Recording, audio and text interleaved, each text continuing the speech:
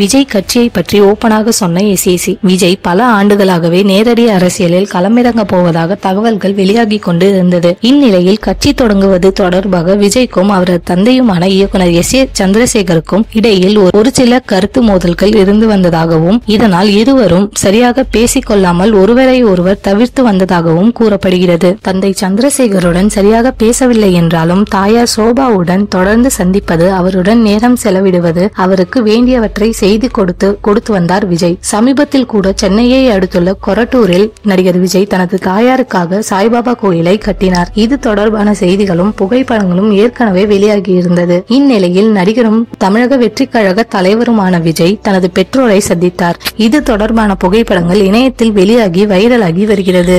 அவ்வப்போது காஞ்சிபுரம் காமாட்சி அம்மன் கோயிலுக்கு நடிகர் விஜயின் தாயார் வருவது வழக்கம். இந்த நிலையில் இன்று காஞ்சிபுரம் காமாட்சி அம்மன் கோயிலுக்கு எஸ்.ஏ. சந்திரசேகர் மற்றும் சோபா ஆகியோர் ஒன்றாக வந்திருந்தனர். இதனையடுத்து அங்கு செய்தியாளர்கள் எழுப்பிய கேள்விக்கு பதில் அளித்து பேசுகையில் நடிகர் விஜய் தமிழக வெற்றி கழகம் என கட்சி தொடங்கி இருப்பதற்கு என்னுடைய வாழ்த்துக்களும் ஆசிர்வாதமும் என்றும் என் மகனுக்கு உண்டு. இனி விஜயுடன் ஈடுபாடு இருக்கும் என்றார். நடிகர் விஜய் தந்தையும் இயக்குனருமான எஸ்.ஏ. சந்திரசேகர் தனது மனைவியுடன் காமாட்சி அம்மன் கோயிலில் சாமி தரிசனம் செய்த பின் இதை தெரிவித்திருப்பது ரசிகர்கள் மத்தியில் மகிழ்ச்சியை ஏற்படுத்தியுள்ளது.